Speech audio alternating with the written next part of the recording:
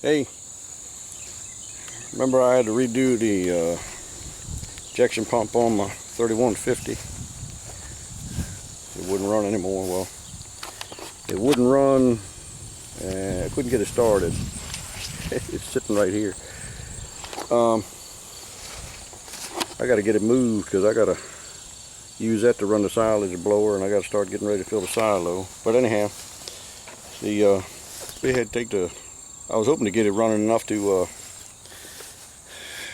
be able to take the loader off. It was so much easier to work on it, but we didn't, and sitting up in the weeds here. But I got to put the injection lines, hook them back up because I put the pump on yesterday, but we got in the midst of doing some other stuff and I didn't get to finish putting the lines on it, so I'm going to work on that now. It's very highly accessible with this loader on. It really wasn't too bad, it just kind of aggravating, but I got to figure out which one goes on first now.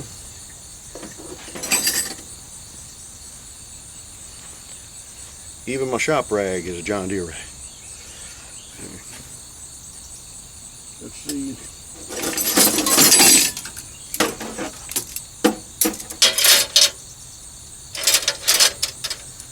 I'm kind of figuring you got to start on the back of the pump. So I'm putting number 1. I think this is number. This ain't number 1. Where's number 1? We got to find it. Looks like it's got all the year marks of a number 1 to me. So let's put it on there. That goes back behind. Kind of tough to. You got to get it through the exhaust manifold there. Stick that end in and then twist this around there. Hey, baby grease grits.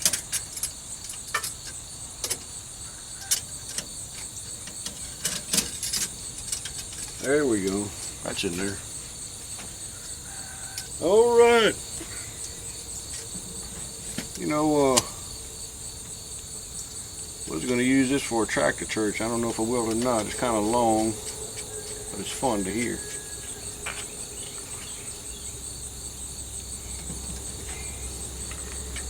Remember, God don't like pride. And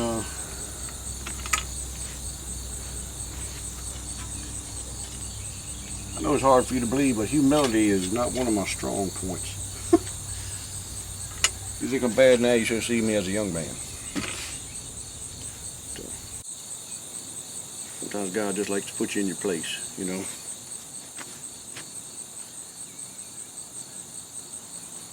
When I was growing up, we did a lot of hard physical labor, growing tobacco, and for those of you who don't know, the way we grew tobacco here is the same way they grew it back in the 1700s or 1600s and 1800s. It's all done by hand, and the big difference is back in them days the plants weren't as big and heavy. They got bigger and heavier as fertilizer and technology and different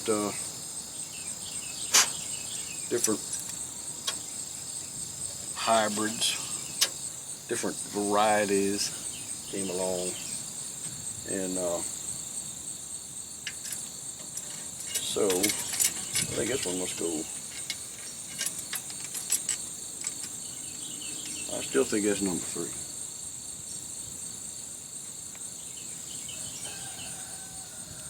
Yep. I should put number 5 on next. Number 3 will go on. Let's see, where's number 5? It might not work for me to tell this story while I'm doing this.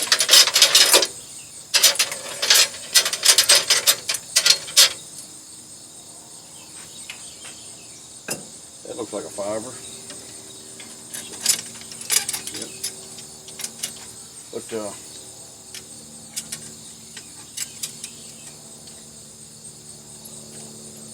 doing all that hard physical labor out in the heat out in the elements, if it didn't kill you, it toughens you up pretty good.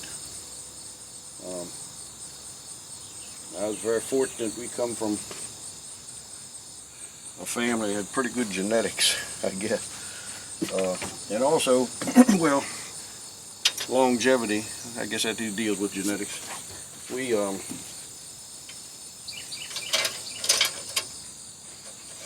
Grimes family tends to live a long time and to stay young a long time. Here it is. Now my grandfather, being 97, 98 years old, would say to fellows who were 70, 75 and were complaining about getting old, he said, "Hey, you're nothing but a boy." I heard that numerous times. And these things kind of help to, I think I should go on the other side. These things kind of help to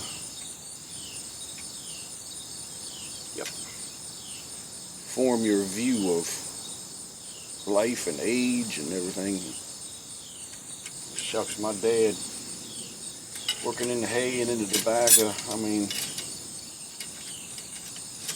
especially in the tobacco field, up at the tobacco barns, he'd be up in his 70s, he'd still be climbing up in the barns to do the hanging, you know. He would do all the hanging.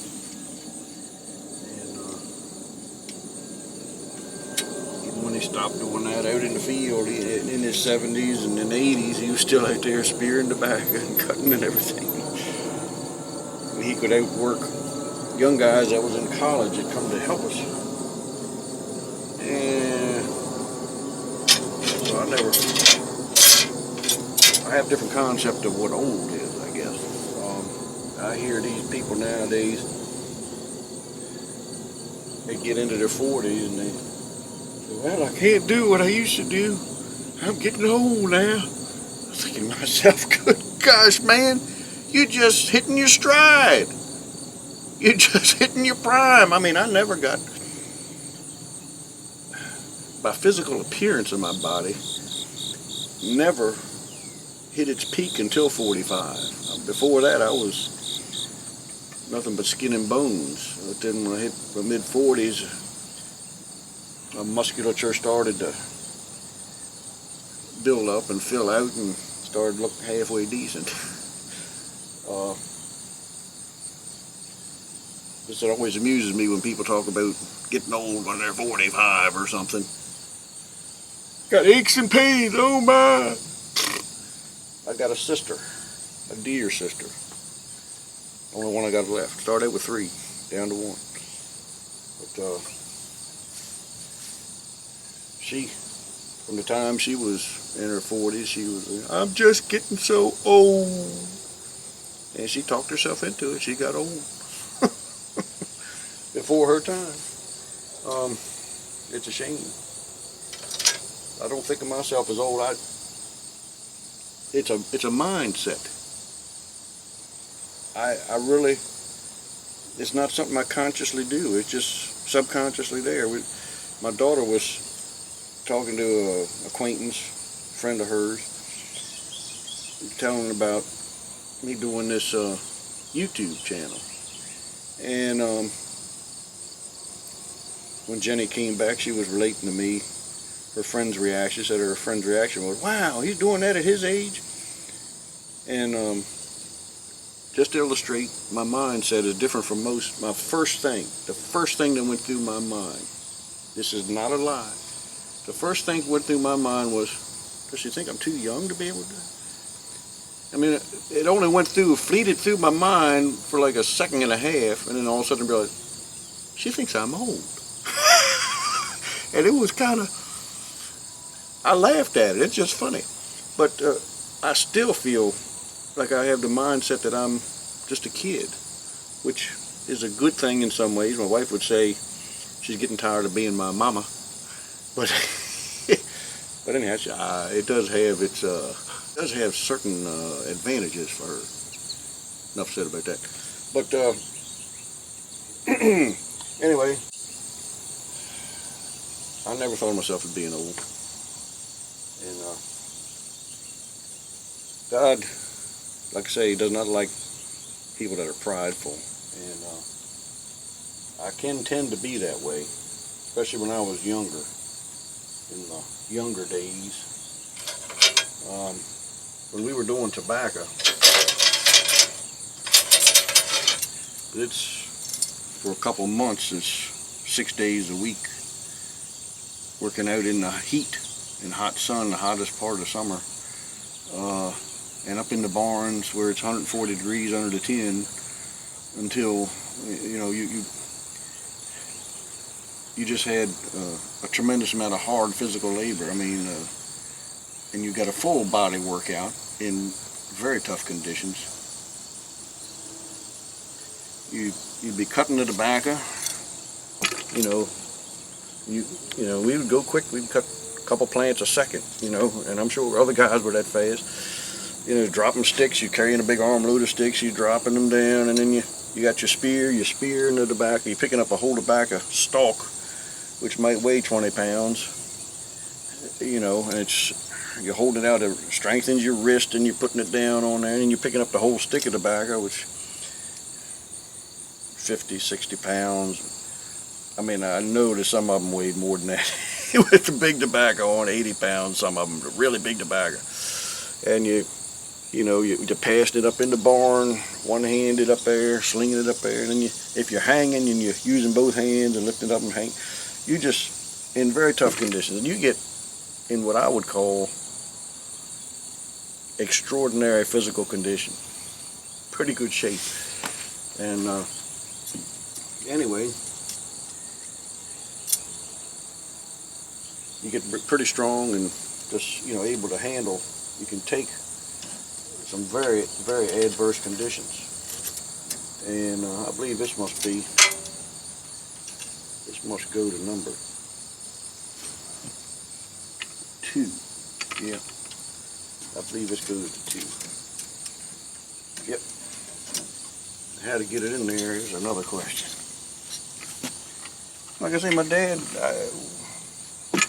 worked out in the tobacco field in his 80s. I mean, I'm a young guy yet. But, shucks, if you think I'm proud and arrogant now, you should have seen me. When I was a youngster, in my late teens, early 20s. A little bit too full of testosterone, if you know what I mean.